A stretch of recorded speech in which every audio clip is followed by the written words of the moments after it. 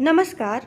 आज मैं मुंशी प्रेमचंद जी द्वारा रचित एक कहानी लेकर आई हूँ जिसका शीर्षक है नैराश्य लीला। प्रस्तुत है कहानी। पंडित हृदयनाथ अयोध्या के एक सम्मानित पुरुष थे। धनवान तो नहीं, लेकिन खाने पीने से खुश थे। कई मकान थे, उन्हीं के किराए पर गुजर होता था। इधर किराए बढ़ गए थे। उन्होंने अपनी सवारी भी रख ली थी। बहुत विचारशील आदमी थे। अच्छी शिक्षा पाई थी। संसार का काफ़ी तजुर्बा था, पर क्रियात्मक शक्ति से वंचित से सब कुछ न जानते थे। समाज उनकी आंखों में एक भयंकर भूत था जिससे सदैव डरना चाहिए। उसे जरा भी रुष्ट किया तो फिर जाने की खैर नहीं। उनकी स्त्री जागेश्वरी उनका प्रतिबिंब, पति के विचार उसके विचार और पति की इच्छा उसकी इच्छा थी। दोनों प्राणियों में कभी मतभेद न होता था। जागेश्वरी शिव की उपासक थी, हृदयनाथ वैष्णव थे। दोनों धर्मनिष्ठ थे, उससे कहीं अधिक, जितने सामान्यतः शिक्षित लोग हुआ करते हैं। इसका कदाचित यह कारण था कि एक कन्या के सिवा उनकी और कोई संतान न थी। उनका विवाह 13वें वर्ष में हो गया था और माता पिता की अब यही लालसा थी कि भगवान इसे पुत्रवती करे तो हम लोग नवासे के नाम अपना सब कुछ लिख लिखाकर निश्चिंत हो जाएं। किंतु विधाता को कुछ और ही मंजूर था। कैलाश कुमारी का अभी गौना भी न हुआ था। वह अभी तक यह भी नहीं जानने पाई थी कि विवाह का आशय क्या है, और उसका सुहाग उठ गया। वैधव्य ने उसके जीवन की अभिलाषाओं का दीपक बुझा दिया। माता और पिता विलाप कर रहे थे। घर में कोहराम मचा हुआ था, पर कैलाश कुमारी भवचक्की हो होकर सबके मुंह की ओर ताकती थी। उसकी समझ में यह न आता था कि ये लोग रोते क्यों हैं। माँ बाप की इकलौती बेटी थी। माँ बाप के अतिरिक्त वह किसी तीसरे व्यक्ति को अपने लिए आवश्यक न समझती थी। उसकी सुख कल्पनाओं में अभी तक पति का प्रवेश न हुआ था। वह समझती थी स्त्रियां पति के मरने पर इसलिए रोती हैं कि वह उनका और बच्चों का पालन करता है। मेरे घर में किस बात की कमी है? मुझे इसकी क्या चिंता है कि क्या खाएंगे क्या पहनेंगे। मुझे जिस चीज़ की ज़रूरत होगी बाबूजी तुरंत ला देंगे। अम्मा से जो चीज़ मांगूंगी वह दे देगी। फिर रो क्यों? वह अपनी माँ को रोते देखती तो रोती, पति के शोक से नहीं, माँ के प्रेम से। कभी सोचती शायद यह लोग इसलिए रोते हैं कि कहीं मैं कोई ऐसी चीज़ न मांग बैठूं जिसे वह दे न सकें, तो मैं ऐसी चीज़ मांगूंगी ही नहीं। मैं अब भी तो उनसे कुछ ऐसा नहीं मांगती। वह आप ही मेरे लिए एक न एक चीज़ नित्य लाया करते हैं। क्या मैं अब कुछ और हो जाऊंगी? इधर माता का यह हाल था कि बेटी की सूरत देखते ही आंखों से आंसू की झड़ी लग जाती। बाप की दशा और भी करुणाजनक थी। घर में आना जाना छोड़ दिया। सिर पर हाथ धरे कमरे में अकेले उदास बैठे रहते। उसे विशेष दुख इस बात का था कि सहेलियां भी अब उसके साथ खेलने न आती। उसने उनके घर लाने की माता से आज्ञा मांगी तो फूट फूट कर रोने लगी। माता पिता की यह दशा देखी तो उसने उनके सामने जाना छोड़ दिया। बैठी किस्से कहानियाँ पढ़ा करती। उसकी एकांत प्रियता का माँ बाप ने कुछ और ही अर्थ समझा। लड़की शोक के मारे घुली जाती है। इस वज्राघात ने उसके हृदय को टुकड़े टुकड़े कर डाला है। एक दिन हृदयनाथ ने जागेश्वरी से कहा, जी चाहता है घर छोड़कर कहीं भाग जाऊं। इसका कष्ट अब नहीं देखा जाता। जागेश्वरी, मेरी तो भगवान से यही प्रार्थना है कि मुझे संसार से उठा ले। कहाँ तक छाती पर पत्थर खींचकर सिल रखूं? हृदयनाथ, किसी भांति इसका मन बहलना चाहिए जिसमें शोकमय विचार आने ही न पाए। हम लोगों को दुखी हुए रोते देख उसका दुख और भी दारुण हो जाता है। जागेश्वरी, मेरी तो बुद्धि कुछ काम नहीं करती। हृदयनाथ, हम लोग यूं ही मातम करते रहें तो लड़की की जान पर आ जाएगी। अब कभी कभी थिएटर दिखा दिया करो, कभी घर में गाना बजाना करा दिया। इन बातों से उसका दिल बहलता रहेगा। जागेश्वरी, मैं तो उसे देखते ही रो पड़ती हूँ, लेकिन अब जब्त करूँगी। तुम्हारा विचार बहुत अच्छा है। बिना दिल बहलाव के उसका शोक न दूर होगा। हृदयनाथ, मैं भी अब उससे दिल बहलाने वाली बातें किया करूँगा। कल एक सैरम्बी लाऊंगा, अच्छे अच्छे दृश्य जमा करूँगा। ग्रामोफोन तो आज ही मंगवाए देता हूँ। बस उसे हर वक्त किसी न किसी बात में लगाए रहना चाहिए। एकांतवास शोक ज्वाला के लिए समीर के समान है।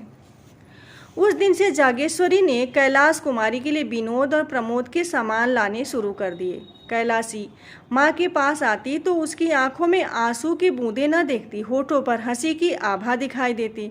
वह मुस्कुरा कर कहती, बेटी आज थिएटर में बहुत अच्छा तमाशा होने वाला है, चलो देख आए। कभी गंगा स्नान की ठहरती, वहाँ माँ बेटी किश्ती पर बैठकर नदी में जल विहार करती। कभी दोनों संध्या समय पार्क की ओर चली जाती। धीरे धीरे सहेलियाँ भी आने लगी। कभी सब की सब बैठकर ताश खेलती, कभी गाती बजाती। पंडित हृदयनाथ ने भी विनोद की सामग्रियाँ जुटाई। कैलाशी को देखते ही मग्न होकर बोलते, बेटी आओ तुम्हें आज कश्मीर के दृश्य दिखाऊं। कभी ग्रामोफोन बजाकर उसे सुनाते। कैलाशी इन सैर सपाटों का खूब आनंद उठाती। सुख से उसके दिन कभी न कभी गुजरते थे। इस भांति 2 वर्ष बीत गए। कैलाशी सैर तमाशे की इतनी आदी हो गई कि एक दिन भी थिएटर न जाती तो बेकल सी हो जाती। मनोरंजन नवीनता का दास है और समानता का शत्रु। थिएटरों के बाद सिनेमा की सनक सवार हुई। सिनेमा के बाद मिसमेरिज्म और हिप्नोटिज्म के तमाशों की सनक सवार हुई। सिनेमा के बाद ग्रामोफोन के नए रिकॉर्ड आने लगे। संगीत का चस्का पड़ गया। बिरादरी में कहीं उत्सव होता तो माँ बेटी अवश्य जाती। कैलाशी नित्य इसी नशे में डूबती रहती। कुछ गुनगुनाती हुई चलती, किसी से बातें करती तो वही थिएटर की और सिनेमा की। भौतिक संसार से अब कोई वास्ता न था। अब उसका निवास कल्पना संसार में था। दूसरे लोग की निवासनी होकर उसे प्राणियों से कोई सहानुभूति न रही। किसी के दुख पर जरा दया न आती। स्वभाव में उच्छृंखलता का विकास हुआ। अपनी सुरुचि पर गर्व करने लगी। सहेलियों से डिंगे मारती, यहाँ के लोग मूर्ख हैं, यहाँ सिनेमा की कद्र क्या करेंगे। इसकी कद्र तो पश्चिम के लोग करते हैं। वहाँ मनोरंजन की सामग्रियाँ उतनी ही आवश्यक है जितनी हवा। तभी तो इतने प्रसन्नचित रहते हैं, मानो किसी बात की चिंता ही नहीं। यहाँ किसी को इसका रस नहीं। जिन्हें भगवान ने सामर्थ्य दिया है वह भी शर्मसार से मुँह ढककर पड़े रहते हैं। सहेलियाँ कैलाशी की गर्वपूर्ण बातें सुनती और उसकी और भी प्रशंसा करती। वह उनका अपमान करने के आवेश में आप ही हास्यास्पद बन जाती थी। पड़ोसियों में इन सैर सपाटों की चर्चा होने लगी। लोक सम्मति किसी की रियायत नहीं करती। किसी ने सिर पर टोपी टेढ़ी रखी और पड़ोसियों की आंखों में खूब कोई जरा अकड़ कर चला और पड़ोसियों ने आवाज़ें कसी। विधवा के लिए पूजा पाठ है, तीर्थ व्रत है, मोटा खाना पहनना है। उसे विनोद और विलास का, राग और रंग की क्या ज़रूरत। विधाता ने उसके द्वार बंद कर दिए हैं। लड़की प्यारी सही, लेकिन शर्म और हया भी कोई चीज़ होती है। जब माँ बाप ही उसे सिर चढ़ाए हुए हैं तो उसका क्या दोष। मगर एक दिन आंखें खुलेंगी अवश्य। महिलाएं कहती, बाप तो मर्द है, लेकिन माँ कैसी है। उसको जरा भी विचार नहीं कि दुनिया क्या कहेगी। कुछ उन्हीं की एक दुलारी बेटी थोड़ी ही है। कुछ दिनों तक तो यह खिचड़ी आपस में पकती रही। अंत को एक दिन कई महिलाओं ने जागेश्वरी के घर पदार्पण किया। जागेश्वरी ने उनका बड़ा आदर सत्कार किया। कुछ देर तक इधर उधर की बातें करने के बाद एक महिला बोली, महिलाएं रहस्य की बातें करने में बहुत अभ्यस्त होती हैं। बहन, तुम ही मजे में हो कि हंसी खुशी में दिन काट देती हो। हम तो दिन पहाड़ हो जाता है, न कोई काम न कोई धंधा, कोई कहाँ तक बातें करे। दूसरी देवी ने आंखें मटकाते हुए कहा, अरे तो यह तो बदे की बात है। सभी के दिन हंसी खुशी से कटे तो रोए कौन।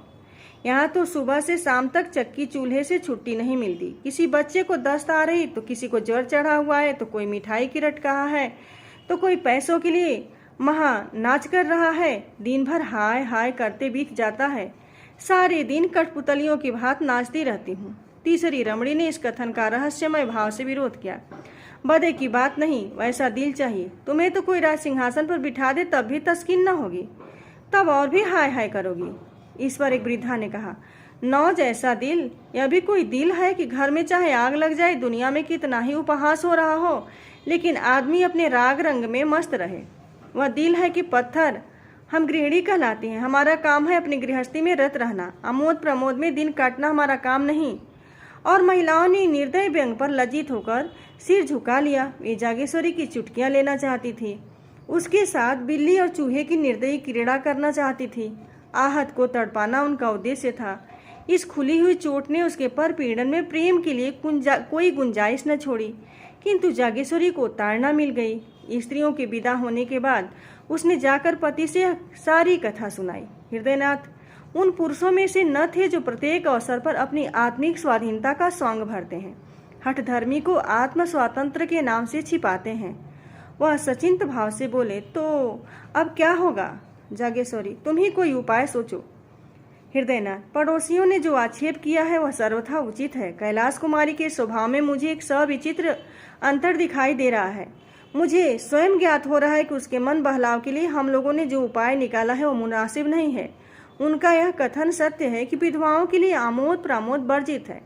अब हमें यह परिपाटी छोड़नी होगी। जागेश्वरी, लेकिन कैलाशी तो अन्य खेल तमाशों के बिना एक दिन नहीं रह सकती। हृदयनाथ, उसकी मनोवृत्तियों को बदलना पड़ेगा। अब आगे की कहानी मैं अगले वीडियो में लेकर आऊँगी। आप मेरे चैनल को सब्सक्राइब जरूर कीजिएगा ताकि मैं अगले कहानी का भाग आप तक पहुँचा सकूँ। धन्यवाद।